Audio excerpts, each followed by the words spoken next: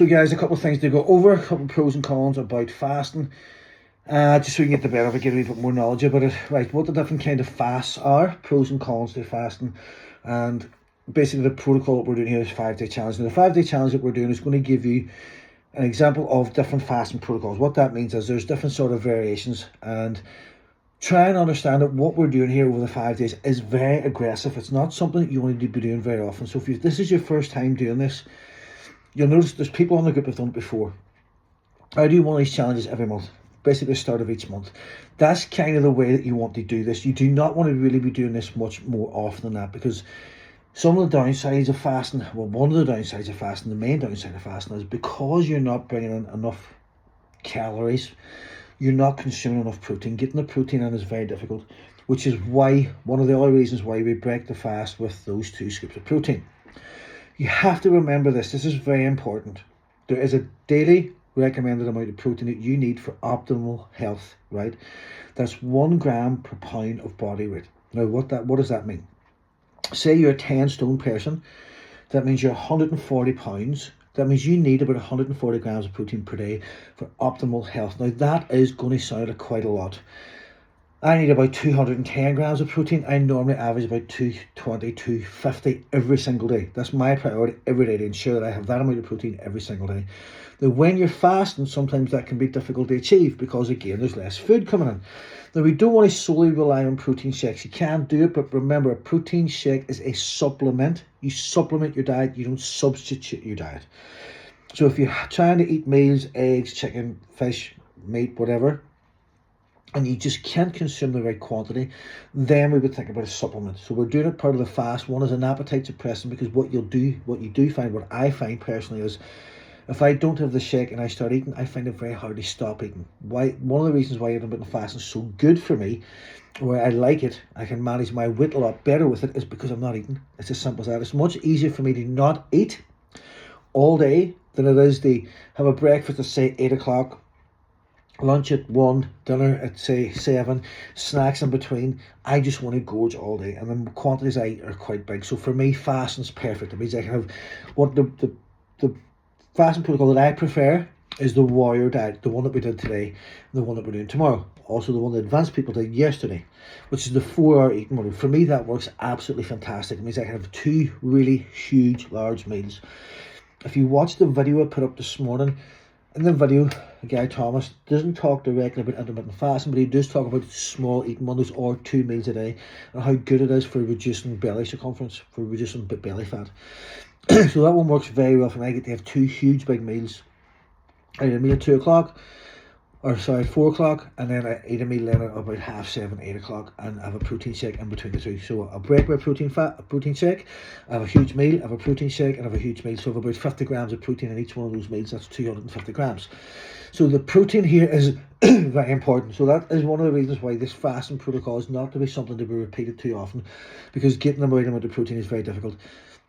Guys, any diet that you go on, any diet protocol you normally see people losing weight on, if they're not focusing on protein, which they very rarely do, and they're not doing resistance training, which they very rarely do, you're losing a lot of muscle size, a lot of muscle weight. So let's say you lose 3 or 4 stone on a diet, even a stone in a conventional diet, about 50%, up to 50% of that weight that you lost is muscle tissue.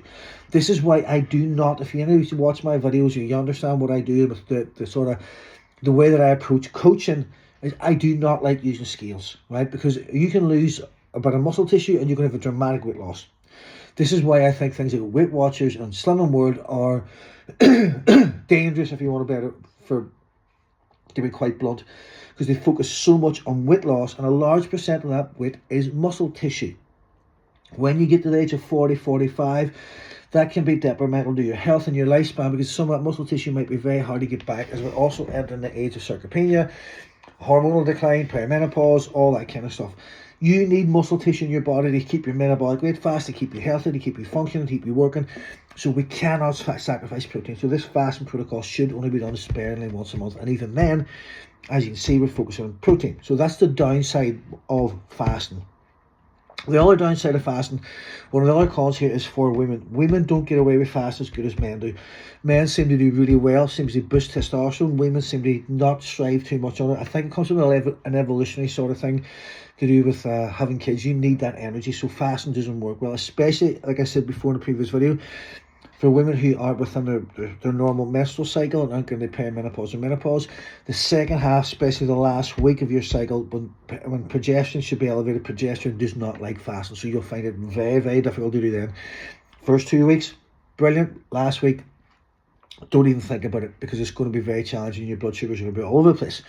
Right, so different types. We've got the basic conventional protocol, which is the 16 and 8. Now, if you're new to this and you haven't heard this before, the 16 and 8 protocol is very popular. The reason why it's 16 and 8, and this is the truth, right? And there's no other reason to it. There's no special reason why it's that time frame, other than when this was being studied in university, in the labs, the students were only in the lab for 8 hours, so they could only feed the rats for 8 hours a day. That means they fasted for 16, and that's where the health benefits were marked. So it's not the fact that it's any special window, it's the fact that's what the study was done on. Then we've got the warrior diet, which is the 4-hour eating window, so 20 hours fasting, 4 hours eating. And then we've got OMAD. OMAD means 1 meal a day. 1 meal a day. It's not necessarily 1 meal a day, it's more like 1 hour. So you're fasting for 23 hours and you're eating for 1 hour. Now again, this is a great weight loss tool because there's only so many calories you can eat in that period of time. So it is, by all intensive purposes, calorie control. Now listen, the only way that you lose weight, the only way that you lose body fat is by consuming less calories. So intermittent fasting is just a tool to help you reduce the calorie consumption. That's all it is. Now there is other hormone benefits that make it easier to burn fat at this time, but the studies have been done and they're very conclusive. Let's say I do intermittent fasting and I do the warrior diet and I consume 2,000 calories in 4 hours, and then someone else exactly same as me, same height, same age, same weight, same profile, it's 2,000 calories, but eats it over a 12-hour period. So they have their breakfast at 8 o'clock, they have their lunch, and they have their dinner, 2 snacks in between, and they've staggered those calories over those 5 meals or 4 meals, whatever you want to need, 2,000 calories. They will lose exactly the same amount of weight as I do. No, there's no difference. It's all about energy balance. Now, again, like I said, for me, it's much easier to consume those bigger meals in small portions. Now, when we get into the fat burner thing, you've got to understand how insulin works. So when we consume food, insulin goes up. Carbohydrates will spike it quite high, but fats and proteins will also spike protein. Now, you cannot burn fat if your body is constantly producing proteins, or constantly producing insulin. So if your insulin's elevated all day, you are not burning fat. All right, you're just not. Now, you'll say, right, okay, that in that example where I said the 2,000 calories were eaten over a 12 hours period, but they're still in a calorie deficit. So the insulin doesn't stay high enough for long enough, right? But for someone who's eating a lot of calories and you're eating them all through the day, you're grazing and nibbling and snacking, this is why you put on weight so easy, because that insulin's always up. In fact, I know some people come to me as clients and we talk about what their diet was, and they even eat well into the night. They might eat to 12 o'clock, 1 o'clock in the morning, go to bed, wake up and start eating straight away. So they're only fasting for there's only 6 hour period where they're not actually consuming food, because it's just that, that habit, that boredom, that emotional eating all the time. So we've got to get insulin down. That's one of the main objectives here. So one of our consideration we have to take into this is you should be doing resistance training. We want to conserve as much muscle tissue as possible, because like I said, the biggest issue here we have is muscle loss. Now, the other thing as well here is, I touched on this before, but I'm going to get a wee bit deeper into it, is the dehydration. Whenever we fast, we're not consuming food. Right? When we don't consume food, we have less stored muscle energy. Remember, when we eat carbohydrates, we digest them. We break them down into glucose or blood sugars. That elevates your blood sugars, like an insulin spike or a blood sugar spike, or if that lasts long enough, you're hypoglycemic, right? Now, that carbohydrates is broken down into glucose and then stored as glycogen in the muscle. 1 gram of glycogen will hold about 3 to 4 grams of water. That's intermuscular fluid. Right, that's what hydration is. That's how you're hydrated, with the glycogen bringing in water. Now, we're not eating food for long periods of time, therefore the muscles get depleted of glycogen, of carbohydrates, because we're not eating. When you lose that glycogen that's stored in the muscle, you lose the ability to retain water in the muscle. That's why some of your weight loss is so dramatic. It's not body fat per se, it's the water weight that was held inside the muscle. Now that the glycogen is gone, the body releases the water, and that's how you lose water weight whenever you start off your diet. That leads then to dehydration. Now, you can drink as much water as you want at this point. There's no way for your body to retain the fluid if there's no glycogen except via sodium. So if we take on salt, and I don't mean table salt, I mean like rock salt, Himalayan salt. Reason for those is because they contain minerals. So it's the minerals, magnesium, potassium, all those things that bring the water into the muscle. So the sodium will act as the same sort of water draw on the muscle as the carbohydrates or the glycogen will. So if you're getting a headache during the day, which I know some of you have already, it's because you're dehydrated.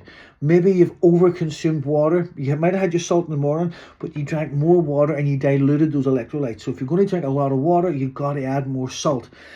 If I'm doing a very aggressive fast, for example, an OMAD, 1 meal a day, and I'm drinking lots of fluid because I'm doing lots of training, I have to take salt 2 or 3 times a day to make sure I stay hydrated. So if you're getting the headaches or even hunger, remember, if you're lacking in something, your body will send out a hunger signal, which is ghrelin. It's not hunger, it's just the body's going, I'm lacking in minerals here, so I'm getting dehydrated.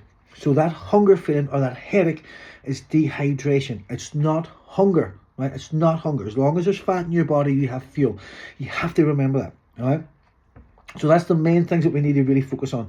If you can manage those, manage your protein and manage your sodium and not be dehydrated, you will not feel hungry. You won't, trust me, you'll not feel warm but hungry, because your body, once the insulin level goes down, the pancreas is going to start to release glucagon. Glucagon releases fat for fuel.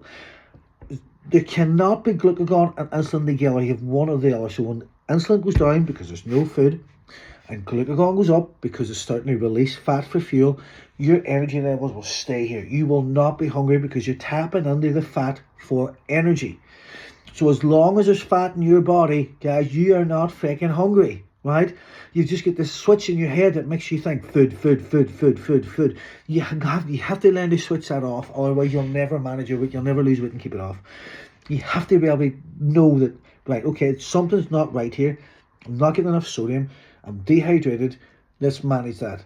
And stop obsessing with food. You're not fucking hungry. You know, how do you think you go days without food and stay alive? So let's leave it at that. So tomorrow I want to talk about protein and the importance of protein and what protein actually does in the body. But if you have any more questions on this, please let me know.